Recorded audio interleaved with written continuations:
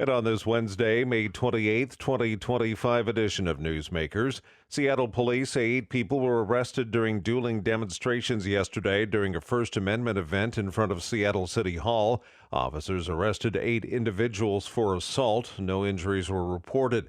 The Seattle Times reports about 500 people gathered on the steps of City Hall for the Christian rally, and most, if not all, of the arrests were counter-protesters. Meanwhile, the deputy director of the FBI says they're investigating allegations of targeted violence during Saturday's demonstrations at Seattle's Cal Anderson Park. Brett Ford reports. FBI Deputy Director Dan Bongino posted on X they'll investigate violence against religious groups in Seattle and that freedom of religion is not a suggestion. 23 people were arrested at Cal Anderson Park during the May Day USA event. LGBTQ protesters held a counter rally. I'm Brad Ford.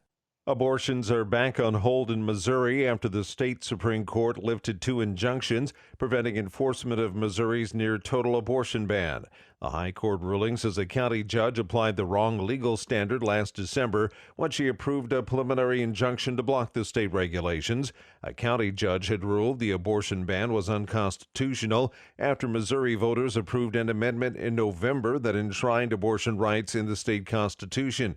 Planned Parenthood says the new state Supreme Court ruling puts Missouri back under a de facto abortion ban. The U.S. Supreme Court is declining to hear a Massachusetts student's dispute with a school over its ban on a T-shirt.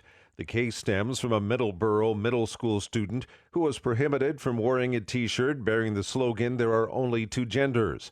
2 conservative members of the court, Justice Clarence Thomas and Justice Samuel Alito, dissented from the decision not to hear the case.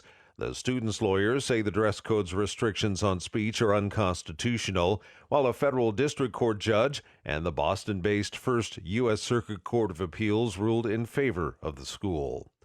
Last-second changes are being made to California's upcoming high school track and field championships regarding transgender athletes.